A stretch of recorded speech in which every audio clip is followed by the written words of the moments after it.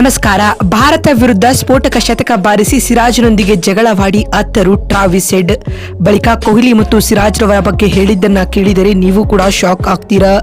ಹಾಗಾದರೆ ಸುದ್ದಿಯ ಸಂಪೂರ್ಣ ಮಾಹಿತಿ ಏನು? ಅಷ್ಟಕ್ಕೂ ಸಿರಾಜ್ ರವರೊಂದಿಗೆ ನನ್ನ ಜಗಳದ ಬಳಿಕ ಟ್ರಾವಿಸ್ ಹೆಡ್ ಹೇಳಿದ್ದೇನು ಗೊತ್ತಾ? ಹೇಗೆ ಇದರೆಲ್ಲದರ ಬಗ್ಗೆ ಈ ವಿಡಿಯೋದಲ್ಲಿ ತಿಳಿಸ್ಕೊಡ್ತಾ ಹೋಗ್ತೀನಿ.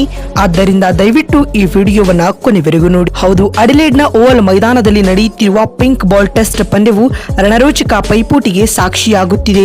ಈ ಪಂದ್ಯದ ದ್ವಿತೀಯ ಇನ್ನಿಂಗ್ಸ್ ವೇಳೆ ಟೀಂ ಇಂಡಿಯಾದ ವೇಗಿ ಮೊಹಮ್ಮದ್ ಸಿರಾಜ್ ಹಾಗೂ ಆಸ್ಟ್ರೇಲಿಯಾದ ಬ್ಯಾಟರ್ ಟ್ರಾವಿಸ್ ಹೆಡ್ ನಡುವೆ ಮಾತಿನ ಚಕಮಕಿ ನಡೆದಿದೆ. ಇದಕ್ಕೂ ಮುನ್ನ ಈ ಪಂದ್ಯದಲ್ಲಿ ಟಾಸ್ ಗೆದ್ದು ಮೊದಲು ಬ್ಯಾಟ್ ಮಾಡಿದ ಟೀಂ ಇಂಡಿಯಾ ಕೇವಲ 180 ರನ್ಗಳಿಗೆ ತನ್ನ ಮೊದಲ ಇನ್ನಿಂಗ್ಸ್ ಮುಗಿಸಿತು. ಇದರ ಬೆನ್ನಲ್ಲೇ ಇನ್ನಿಂಗ್ಸ್ ಶುರು ಮಾಡಿದ ಆಸ್ಟ್ರೇಲಿಯಾ ತಂಡವು ಭರ್ಜರಿ ಬ್ಯಾಟಿಂಗ್ ಪ್ರದರ್ಶನವನ್ನ ಪ್ರದರ್ಶಿಸಿದೆ.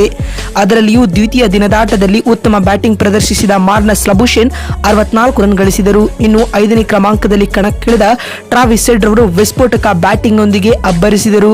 ಭಾರತೀಯ ಬೌಲರ್ಗಳನ್ನ ಹಿಗ್ಗಾಮುಗ್ಗಾ ದಂಡಿಸಿದ ಟ್ರಾವಿಸ್ ಹೆಡ್ ಕೇವಲ 11 ಎಸೆತಗಳಲ್ಲಿ ಶತಕ ಪೂರೈಸಿದರು.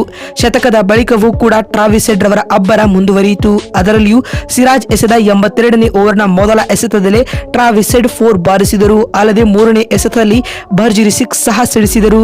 4ನೇ ಎಸೆತದಲ್ಲಿ ಟ್ರಾವಿಸ್ ಹೆಡ್ ಅವರು 140 ರನ್ ಗಳಿಸಿದ್ದ ವೇಳೆ ಮೊಹಮ್ಮದ್ ಸಿರಾಜ್ ರವರ ಬೌಲಿಂಗ್ ನಲ್ಲಿ ಕ್ಲೀನ್ ಬೋಲ್ಡ್ ಆದರು. ಅತ್ತ ಬೋಲ್ಡ್ ಆಗುತ್ತಿದ್ದಂತೆ ಟ್ರಾವಿಸ್ ಹೆಡ್ ಅದೇನೋ ಗೊಣಗುತ್ತಿದ್ದರು.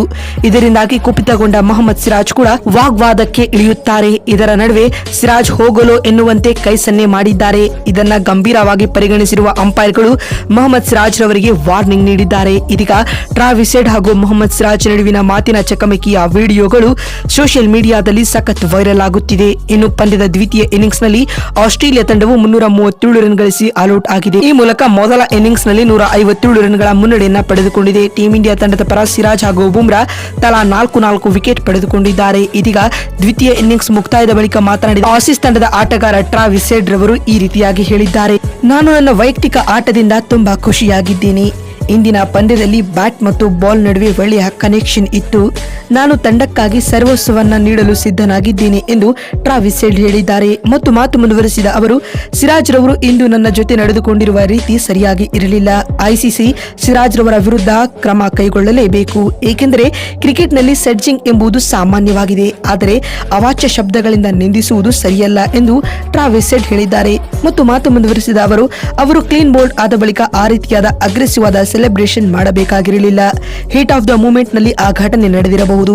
ಆದರೆ ಆ ಘಟನೆ ವೈಯಕ್ತಿಕವಾಗಿ ನನಗೆ ಘಾಸಿ ಮಾಡಿದೆ ಎಂದು ಟ್ರಾವಿಸ್ ಹೆಡ್ ಹೇಳಿದ್ದಾರೆ. ಮತ್ತು ಮಾತು ಮುಂದುವರೆಸಿದ ಅವರು, ಆದರೂ ಸಹ ನಾನು ಇದನ್ನ ಸ್ಪೋರ್ಟಿವ್ ಆಗಿ ತೆಗೆದುಕೊಳ್ಳುತ್ತೇನೆ. ವಿರಾಟ್ ಕೊಹ್ಲಿ ರವರು ಕೂಡ ಆಟದ ಮಧ್ಯೆ ಅಗ್ರೆಸಿವ್ ಆದ ಸೆಲೆಬ್ರೇಷನ್ ಮಾಡುತ್ತಾರೆ. ಆದರೆ ಅದರ ಬದಲಾಗಿ ತಂಡದ ಎಲ್ಲ ಆಟಗಾರರು ಸ್ಪೋರ್ಟಿವ್ನೆಸ್ ನಿಂದ ಆಟವನ್ನ ಆಡಬೇಕು ಎಂದು ಟ್ರಾವಿಸ್ ಹೆಡ್ ಹೇಳಿದ್ದಾರೆ.